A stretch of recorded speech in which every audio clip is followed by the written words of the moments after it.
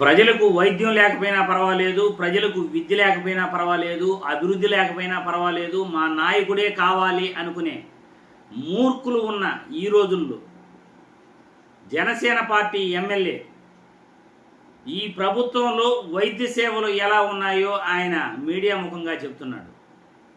ఒక్కసారి ఆ Janasena party MLA ఎవరు, ఆయన ఏం చెప్తున్నారు, ఈ ప్రభుత్వంలో వైద్య సేవల గురించి ఆయన చెప్పింది ఏంటి, ఒక్కసారి ఈ వీడియో చూస్తాం.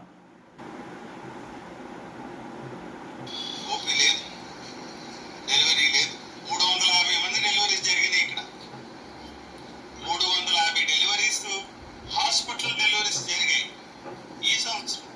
64 డెలివరీస్. ఏం చెప్పాలా, ఎవరికి చెప్పుకోవాలా? సర్జరీ చేయడానికి ఎక్విప్మెంట్ లేదు. దేంట్లో ఆర్థోపెడిక్స్ 25 lakhs పెట్టి ఆర్థోపెడిక్స్కి వాళ్ళు ఎక్విప్మెంట్ సప్లై చేయండి అని బాబు అని అడుగుతున్నారు. ఏమై రైట్? సో అక్కడ సర్జరీస్ జరగట్లా. డాక్టర్ల నుండి సర్జరీ లేకపోవడం, ఎక్విప్మెంట్ లేకపోవడం ఒకటైతే, ఎక్విప్మెంట్ నుండి డాక్టర్ లాగా లేకపోవడం ఇంకో. ఓపీ లేదు, డెలివరీ లేదు. 350 మంది డెలివరీస్ జరిగినాయి ఇక్కడ. 350 డెలివరీస్ హాస్పిటల్ డెలివరీస్ జరిగాయి ఈ సంవత్సరం. 64 డెలివరీస్. ఏం చెప్పాలా, ఎవరికి చెప్పుకోవాలా? సర్జరీ చేయడానికి ఎక్విప్మెంట్ లేదు. దేంట్లో ఆర్థోపెడిక్స్ 25 lakhs పెట్టి ఆర్థోపెడిక్స్కి వాళ్ళు ఎక్విప్మెంట్ సప్లై చేయండి అని బాబు అని అడుగుతున్నారు. ఏమై రైట్? సో అక్కడ సర్జరీస్ జరగట్లా. డాక్టర్ల నుండి సర్జరీ లేకపోవడం, ఎక్విప్మెంట్ లేకపోవడం ఒకటైతే, ఎక్విప్మెంట్ నుండి డాక్టర్ లాగా లేకపోవడం ఇంకోటి. చూశారుగా, రాజోలు నియోజకవర్గం జనసేన పార్టీ ఎమ్మెల్యే దేవ వరప్రసాద్ గారిన నిజంగా అప్రిషియేట్ చేయాలి ఇలాంటి వాళ్ళని. ఎందుకంటే వైద్యం లేకపోయినా పర్వాలేదు, విద్య లేకపోయినా పర్వాలేదు, అభివృద్ధి లేకపోయినా పర్వాలేదు, మా నాయకుడు బాగుంటే చాలు, మా నాయకుడు మెప్పు పొందితే చాలు అనుకునే మూర్ఖులున్న ఈ రోజుల్లో డైరెక్ట్గా ప్రభుత్వం గురించి ఆయన విమర్శించడం, ఈ ప్రభుత్వంలో వైద్య రంగం పరిస్థితి, ప్రజలకు అందుతున్న ఆరోగ్యం గురించి ఆయన వివరించే ప్రయత్నం చేయటం, మాట్లాడటం అనేది చాలా చాలా సాహసోపేత నిర్ణయం. ఓపీ లేదు, డెలివరీలు లేవు, డాక్టర్ ఉంటే ఎక్విప్మెంట్ ఉండదు, ఎక్విప్మెంట్ ఉంటే డాక్టర్ ఉండడు.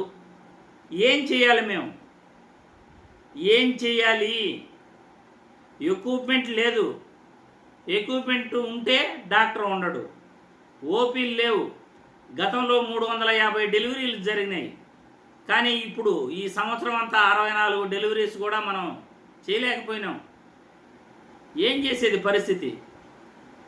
ప్రభుత్వ వైద్యం ఈ విధంగా ఉంది, ఇంత దారుణంగా ఉంది అని కూటమి ప్రభుత్వ ఎమ్మెల్యేనే బాహాటంగా చెప్తుంటే నిజంగా అప్రిషియేట్ చేయాల్సిన విషయం.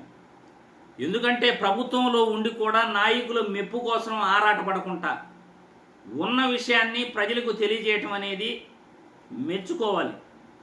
ఈ ప్రభుత్వ పనితీరు ఎలా ఉందో ఈ జనసేన పార్టీ ఎమ్మెల్యే చెప్పిన మాటల్లోనే ప్రతి ఒక్కడూ కూడా అర్థం చేసుకోవచ్చు. వీడియో చూసే ప్రతి ఒక్కడూ కూడా పార్టీలు కాదు మీరు చూడాల్సింది, మనకు విద్య అందుతుందా, వైద్యం అందుతుందా, అభివృద్ధి ఉందా, ఈ రాష్ట్ర ప్రభుత్వం విద్య, వైద్య రంగాలు, శాంతి భద్రతలకి, వ్యవసాయ రంగానికి ఎంత ప్రాధాన్యం ఇస్తా ఉంది అది చూడండి. అంతేగాని మూర్ఖంగా ఆలోచించుతూ మా నాయకుడు గొప్ప అంటే మా నాయకుడు గొప్ప అని ఆలోచించకండి అని ఈ వీడియో ద్వారా నేను తెలియజేస్తూ, ఈ ప్రభుత్వంలో ప్రభుత్వ పనితీరు ఎలా ఉంది, ప్రజలకు ఆరోగ్యం ఎలా అందిస్తున్నారు, ఈ జనసేన పార్టీ ఎమ్మెల్యే చెప్పిన మాటల్లో ప్రజలందరూ తెలుసుకోవచ్చు అని ప్రజలకు వివరించే ప్రయత్నం చేశాను అంతే.